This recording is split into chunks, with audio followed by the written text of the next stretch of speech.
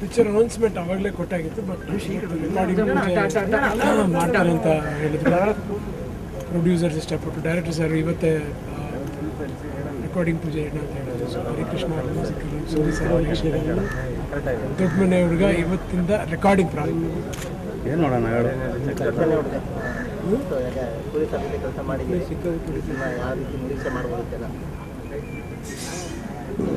Cinema ಬಗ್ಗೆ ಕತೆ ಬಗ್ಗೆ ಹೆಚ್ಚಾಗಿ ಸರ್ ಹೇಳ್ತಾರೆ. ಬಟ್ ನನಗೆ ಫಸ್ಟ್ ಟೈಮ್ ಬಂದು ನನಗೆ ರಾಘಣ್ಣನಿಗೆ ಮನೇಲಿ ಬಂದು ಲೈನ್ ಹೇಳಿದಾಗ ತುಂಬ ಡಿಫ್ರೆಂಟ್ ಆಗಿದೆ ಅಂತ ಅನಿಸ್ತು. ಬಟ್ ಹೇಳೋದಕ್ಕಿಂತ ಹೆಚ್ಚಾಗಿ ಸಿನಿಮಾ ಮಾಡಿದ್ಮೇಲೆ ಕಾದು ನೋಡಬೇಕು ಏನು ಮಾಡೋದು. ನಾನೊಬ್ಬ ಆ್ಯಕ್ಟರ್ ಆಗಿ ಬೇರೆ ಹೆಚ್ಚಾಗಿ ಹೇಳಲಿಕ್ಕಿಂತ ಅಲ್ಲಿ ಕೆಲಸ ನೋಡಿ ಹೇಗಾಗುತ್ತೆ ಅಂತ ಕಾಯ್ತಾ ಇರ್ತೀನಿ. ಇಲ್ಲ ಈಗ ಇವತ್ತಿಂದ ಕಂಪೋಸಿಂಗ್ ಶುರು ಮಾಡಿದ. ಕನ್ನಡ ಇಂಡಸ್ಟ್ರಿನಲ್ಲಿ ದೊಡ್ಡ ಮನೆ ಅಂದಾಗ ರಾಜ್ ಫ್ಯಾಮಿಲಿ ಅಂತ. ಸೊ ಈಗ ಅದೇ ಹೆಸರಲ್ಲಿ ಕುಟುಂಬದಕ್ಕೆ ಸಂಬಂಧಪಟ್ಟಂತ ಚಿತ್ರಕಥೆ ಇರುತ್ತಾ ಹೇಗೆ ಅಂತ. ಅಂದರೆ ಅಪ್ಪು ಅವ್ರನ್ನ ಇಲ್ಲಿ ಪೋಸ್ಟರಲ್ಲಿ ನೋಡಿದಾಗ ದೊಡ್ಡ ಮನೆ ಹುಡುಗನಲ್ಲಿ ಅಂದರೆ ಚಿಕ್ಕ ಹುಡುಗನಾಗಿದ್ದಾಗ ಇದ್ದಂಥ ಒಂದು ಪೋಸ್ಟರ್ ಇದೆ. ಸೊ ಯಾವ ಥರ ಇರುತ್ತೆ ಅಂತ ನಿಮ್ಗೆ? ಇಲ್ಲ ಮನೆ ಕತೆ ಮನೇಲೇನು ಕತೆ ನಡೆಯೋದು ದಿನ ನಿಮ್ಮಲ್ಲಿ ಒಂದು ಕತೆ ನಡೀತೆ, ನಮ್ಮಲ್ಲಿ ಒಂದು ಕತೆ. ಆ ಕತೆ ತೆಗೆದು ಸಿನಿಮಾ ಮಾಡಿ ಇದೊಂದು ಒಳ್ಳೆ ಸ್ಕ್ರಿಪ್ಟ್. ಅದಕ್ಕೂ ಇದಕ್ಕೂ ಸಂಬಂಧ ಇಲ್ಲ. ದೊಡ್ಡ ಮನೆ ಇದು ಬಂದು ಫಿಲ್ಮ್ಗೆ ಕತೆಗೆ ಸಂಬಂಧಪಟ್ಟಂಥ ಟೈಟ್ಲ್. ಅದಕ್ಕಾಗಿ ದೊಡ್ಡ ಮನೆ ಹುಡುಗ ಅಂತ. ರಿಪೋರ್ಟರ್ಸ್ ಸ್ವಲ್ಪ ಸೆಂಟ್ರಿಗೆ ಬಂದ್ರಿ, ಪ್ರೊಫೈಲ್ ಬರ್ತಾ ಇದೆ. ಯಾವ ಥರ ಪ್ರತಿ ವರ್ಷದಂತೆ ಈ ವರ್ಷ ಕೂಡ ಡಾಕ್ಟರ್ ರಾಜ್ಕುಮಾರ್ ಸೌಹಾರ್ದ ಪ್ರಶಸ್ತಿ ಕೊಟ್ಟಿದೆ. ಈ ವರ್ಷ 6 ಜನ ಕಲಾವಿದರು ಕೊಟ್ಟಿದ್ದಾರೆ. ಮೊದಲನೇದಾಗಿ ಹೋದ ವರ್ಷ ಮಾಡೋಕ್ಕಾಗಲಿಲ್ಲ ಕಾರಣಾಂತರದಿಂದ. ಹಲವಾರು ಒಟ್ಟಿಗೆ ಬಂದು ಏನೋ ಆ ಟೈಮಿಗೆ ಡೇಟ್ ಕರೆಕ್ಟಾಗಿ ಸಿಕ್ಕಾಗಿ ಶಿವಣ್ಣವ್ರು ಫ್ರೀ ಇದ್ರು, ರಾಘಣ್ಣವ್ರಿಲ್ಲ, ನಾನಿದ್ರು, ಶಿವಣ್ಣವ್ರಿಲ್ಲ. ಬಟ್ ಅನ್ಫಾರ್ಚುನೇಟ್ಲಿ ಇವತ್ತು ಬಂದು ಒಂದು ಹೋಟ್ಲಲ್ಲಿ ಆ ಸಮಾರಂಭ ನಡಿಬೇಕಾಗಿತ್ತು. ಜೊತೆಗೆ ಟ್ರಸ್ಟ್ ಬಗ್ಗೆ ಇನ್ನೂ ಸಾಕಷ್ಟು ಮಾತುಕತೆ ನಡಿಬೇಕಾಗಿತ್ತು. ಬಂಗಾರಪ್ಪ ಸರ್ ಅವರ ಮಿಸ್ಸಸ್ ತೀರ್ಕೊಂಡಿದ್ರಿಂದ ಫಂಕ್ಷನ್ ನಾವು ಮಾಡೋಕ್ಕಾಗಲಿಲ್ಲ. ಇನ್ಫ್ಯಾಕ್ಟ್ ಶಿವಣ್ಣವ್ರು ಕೂಡ ಬೆಳಿಗ್ಗೆ ಅವಾರ್ಡ್ ಫಂಕ್ಷನ್ ಮಾಡೋಕ್ಕಾಗಲ್ಲ, ಸಾಯಂಕಾಲ ಫಂಕ್ಷನ್ಗೆ ಬರ್ತಾ ಇದ್ದಾರೆ. ಸೊ ಅದಕ್ಕೆ ಮತ್ತೆ ಡಿಲೇ ಮಾಡೋದು ಬೇಡ, ಅವಾರ್ಡ್ ಕೊಡೋದು ಲೇಟ್ ಆಗುತ್ತೆ ಅಂತೇಳಿ 6 ಜನಕ್ಕೆ ನಾವು ಯಾರು ಅಂದ್ಕೊಂಡಿದ್ದೀವಿ, ಅಮ್ಮವ್ರು ಯಾರು ಅಂದ್ಕೊಂಡಿದ್ರು ಅಷ್ಟು ಜನನ್ನು ಕರೆಸಿ ಇಲ್ಲೇ ಅವಾರ್ಡ್ ಕೊಟ್ಬಿಟ್ವಿ.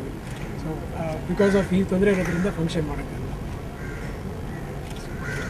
ಸಾಮಾನ್ಯವಾಗಿ ಇವತ್ತು ಸಿನಿಮಾ ಸೆಟ್ ಇರುತ್ತೆ, ಅದರಲ್ಲಿ ಹಿಟ್ ಕೊಡುತ್ತೆ ಅಂತಕ್ಕಂಥ ಒಂದು ಪ್ರತೀತಿ ಇದೆ. ಅಂದರೆ ಶಿವಣ್ಣ ಅವರು ಈಗಾಗಲೇ AK-47 ಇರ್ಬೋದು, ಸಿಂಹದ ಮರಿ ಇರ್ಬೋದು, ಪಡುಬಲಿಕ ಇತ್ತು.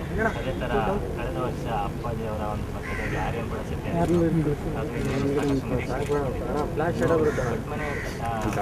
ದೊಡ್ಡ ಮನೆ ಹುಡುಗ ಸಿನಿಮಾ ಯಾವ ರೀತಿ ನಿರೀಕ್ಷೆ ಹೇಳಿ?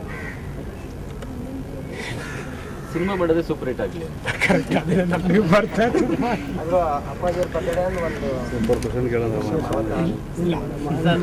ದಿನ ಅಂತ ಹೇಳಿ ಮಾಡಿದ್ದಾರೆ ಅಷ್ಟೇ. ಬಟ್ ಡೆಫಿನೆಟ್ ಆಗಿ ಸೂರಿ ಸರ್ ಹೇಳ್ದಂಗೆ ಯಾವುದೇ ಸಿನಿಮಾ ಯಾವತ್ತೇ ದಿನ ಶುರು ಆದರೂ ಅದು ಒಳ್ಳೆ ಮುಹೂರ್ತ ನೋಡೇ ಫಿಕ್ಸ್ ಮಾಡಬೇಕು. ಎಲ್ಲರೂ ಸಿನಿಮಾ ಶುರು ಮಾಡಿದ್ರೆ ಸಿನಿಮಾ ದೊಡ್ಡ ಹಿಟ್ ಆಗಲಿಲ್ಲ. ಸೊ ಅದೇ ರೀತಿ ಡೆಫಿನೆಟ್ಲಿ ನಾವು ಎಲ್ಲರೂ ಸರ್ ಹಂಗೆ ಅನ್ಕೊಂಡೆ ಮಾಡೋದು. ಇದು ಒಂದು ಸಂಭ್ರಮದ ದಿನ ಅಲ್ವ ಸರಿ. ಆ ಕಾರಣಕ್ಕೆ ಸಿನಿಮಾ ನಮ್ಮದು ಕೂಡ ಸಾಂಗ್ ರೆಕಾರ್ಡಿಂಗ್ ಈ ದಿನ ಶುರುವಾದರೆ ತುಂಬ ಚೆನ್ನಾಗಿರುತ್ತೆ ಅನ್ನೋದು. ಇನ್ನೊಂದು ದಿನ ಮಾಡೋದ್ರಲ್ಲಿ ಅಂಥ ವಿಶೇಷ ಅನಿಸ್ಲಿಲ್ಲ. ಸರಿ, ನಾವೆಲ್ಲರೂ ಅಣ್ಣವರ ಅಭಿಮಾನಿಗಳು. ಸರಿ, ಇವತ್ತು ಒಂದು ಅದ್ಭುತವಾದ ದಿನ ಇದೆ. ಸರಿ, ಆ ಕಾರಣಕ್ಕೋಸ್ಕರ ಇವತ್ತು ಸಾಂಗ್ ರೆಕಾರ್ಡಿಂಗ್ನ ಶುರು ಮಾಡಿದ್ರೆ ಚೆನ್ನಾಗಿರುತ್ತೆ ಅಂತ.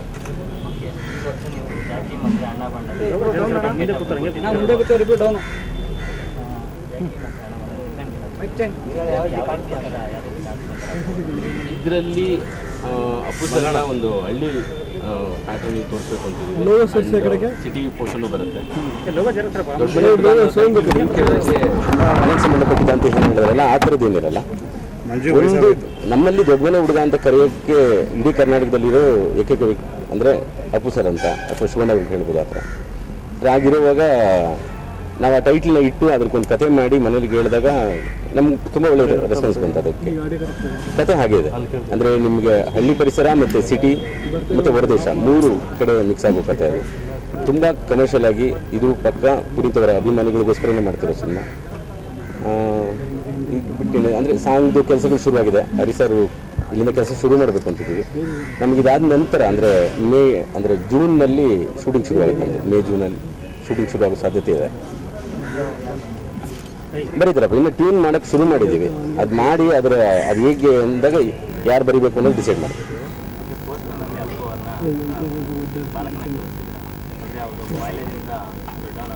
ಇಲ್ಲ, ಆ ಥರದ್ದು ಪೋಸ್ಟ್ರ್ ಏನಂದರೆ ನನ್ನ ಅಪ್ಪು ಸರ್ ಗೆಟಪ್ನ ಡಿಸೈನ್ ಮಾಡಿಲ್ಲ, ಸ್ಕ್ರಿಪ್ಟಲ್ಲೆಲ್ಲ ರೆಡಿ ಇದೆ. ಸರಿ, ಈಗಲೇ ಅವ್ರನ್ನೇನು ಫೋಟೋ ಸೆಷನ್ ಮಾಡಿ ಆ ಗೆಟಪ್ನ ಬಿಟ್ಟರೆ, ಈಗ ರಣವಿಕ್ರಮ ಬರ್ತಿದೆ, ಅಂದರೆ ಅವ್ರದ್ದು ಇನ್ನೊಂದು ಸಿನಿಮಾ ಅಧಿಪತಿ ಅಥವಾ ಇನ್ನೊಂದೇನೋ ಟೈಟ್ಲ್ ಇಟ್ಟಿದ್ದಾರೆ, ಅದು ಬರ್ತಿದೆ. ಅದ್ರ ಮಧ್ಯೆ ಈ ಗೆಟಪ್ ಅಂತ ನಾವೇನು ಮಾಡ್ತೀವಿ ಅದು ಮಿಕ್ಸ್ ಆಗುತ್ತೆ. ಅದಾಗಬಾರ್ದು ಅನ್ನೋ ಕಾರಣಕ್ಕೆ ನನಗೆ ತುಂಬ ಇಷ್ಟ ಕೆಲವು ಫೋಟೋಗಳು ನಾವೇನು ಬಳಸ್ತಾ ಇದ್ದೀವಿ, ಆ ಫೋಟೋಗಳು ನನಗಿಷ್ಟ. ಸರಿ, ಅದು ದೊಡ್ಡ ಮನೆ ಹುಡುಗರಿಗೆ ಮ್ಯಾಚ್ ಆಗುತ್ತೆ ಅನ್ನೋ ಕಾರಣಕ್ಕೆ ಅಲ್ಲಿ ಆ ಬ್ಲಾಂಕ್ ಬಿಡಬಾರ್ದು ಅಂತ ಹಾಕಿದ್ದೀವಿ. ಕೆಲವು ಕ್ಲೋಸಪ್ ಹಾಕಿದ್ದೀವಿ. ನಮ್ಮ ಸಿನಿಮಾ ಗೆಟಪ್ಗೆ ಸಂಬಂಧಪಟ್ಟಿದ್ದು ಒಂದು ದೊಡ್ಡ ಫೋಟೋ ಸೆಷನ್ ನಡೆಯುತ್ತೆ, ಅದಾದ ನಂತರ ಬರುತ್ತೆ ಸ್ಟಿಲ್ಗಳು. ಓಪನ್ ಆಗಿ ಹೇಳ್ಬೇಕು, ಒಂದೇ ಮಾತಲ್ಲಿ ಸೂರ್ಯನ ಜೊತೆ ಸಿನಿಮಾ ಮಾಡೋ ಒಂದು ಅಪರ್ಚುನಿಟಿ ಸಿಗೋದು ತುಂಬ ಖುಷಿ. ಯಾಕಂದರೆ ಸೂರ್ಯ ಸರ್ ಜೊತೆಗೆ ಅವ್ರು ಇಲ್ಲಿ ಕೂತಿದ್ದಾರೆ, ಅವ್ರು ಮುಂದೆ ಹೇಳಬೇಕು ಹಾಗೆ ಅಂತಿಲ್ಲ, ಬಟ್ ಅವ್ರ ಜೊತೆಗೆ ಸಿನಿಮಾ ಮಾಡಿದಾಗ ತುಂಬ ಕಂಫರ್ಟಬಲ್ ಆಗಿರುತ್ತೆ.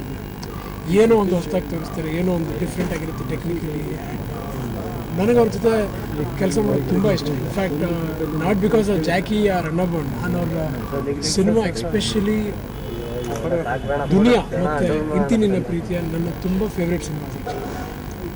ಸೊ ಜಾಕಿ ಕೂಡ ಮಾಡಬೇಕಾದ್ರೆ ಅಷ್ಟೇ ಖುಷಿಯಾಗಿ ಮಾಡಿದೆ, ಬಟ್ ಅದು ರಿಸಲ್ಟ್ ಕೂಡ ಆಗಿ ಕೊಂತು. ಇವನ್ ಅಣ್ಣ ಬಾಂಡ್ ಮಾಡಬೇಕಾದ್ರೆ ಕೂಡ ಎಫರ್ಟ್ಸ್ ಅನ್ನೋದಕ್ಕಿಂತ ಹೆಚ್ಚಾಗಿ ಬೇರೆ ಬೇರೆ ಥರವಾದ ರೀತಿಯಲ್ಲಿ ಮೇಕಿಂಗ್ ಇರ್ಬೋದು. ಸೊ ನನಗೆ ಆಲ್ವೇಸ್ ಸೂರ್ಯ ಅವ್ರ ಜೊತೆ ಕೆಲಸ ಮಾಡೋಕ್ಕೆ ಖುಷಿ ಕೂಡ ಅಂತ ವಿಷಯ.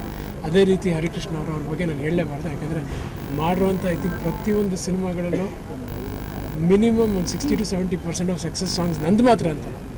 ಯಾವುದೋ ಸಿನಿಮಾ ಮಾಡಿ there is at least 2 or 3 hit songs. ಪ್ಯಾಟ್ರ್ನಲ್ಲೂ ಡಿಸೈಡ್ ಆಗಿದೆ ಸಾಂಗ್ಸು ಈ ಥರ ಇರಬೇಕಂತ. ಸೊ ಅದಕ್ಕೆ ಹೇಳ್ತಾ ಇದ್ದೀನಿ. ಬಟ್ ಸಾಂಗ್ಸ್ ಈಗ ಸ್ಟಾರ್ಟ್ ಆಗ್ತಾ ಇದೆ.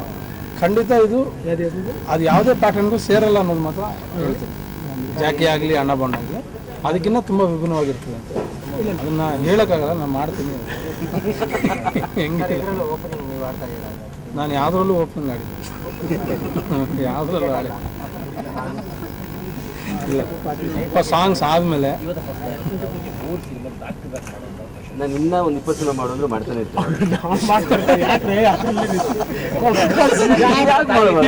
ಬಟ್ ಅದ್ರ ಬಗ್ಗೆ ಹೇಳ್ತಾ ಇದ್ದಾರೆ 20 ಸಿನಿಮಾ ಆಗಲಿ ಇನ್ನೂ ಜಾಸ್ತಿನೇ ಆಗಲಿ ಬಿಟ್ ಕಾಂಬಿನೇಷನ್ ಮುಂದೆ ನಾನು ಅದನ್ನೇ ಹೇಳ್ತಿರ್ತೀನಿ. ನಾನು ವಯಸ್ಸಾದ ಎಲ್ಲ ಅಂಕಲ್ ಚಿಕ್ಕಪ್ಪ ದೊಡ್ಡಪ್ಪ ಎಲ್ಲ ಕ್ಯಾಟ್ರ್ ಮಾಡ್ಬಿಡ್ತೀನಿ.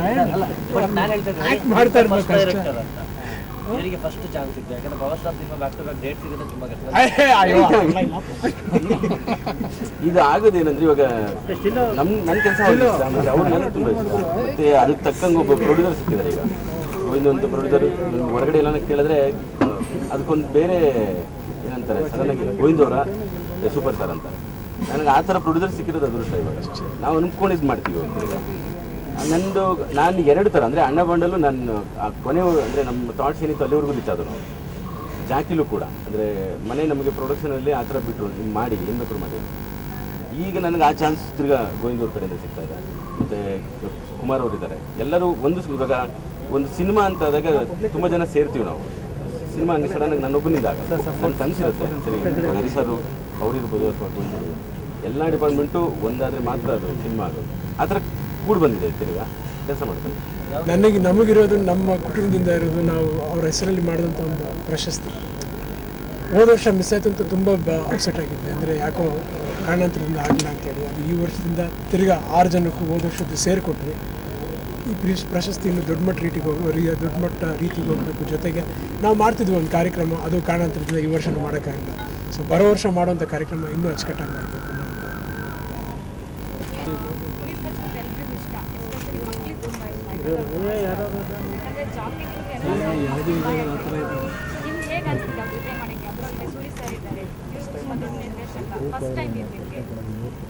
ನನ್ನ ದೃಷ್ಟಿನಲ್ಲಿ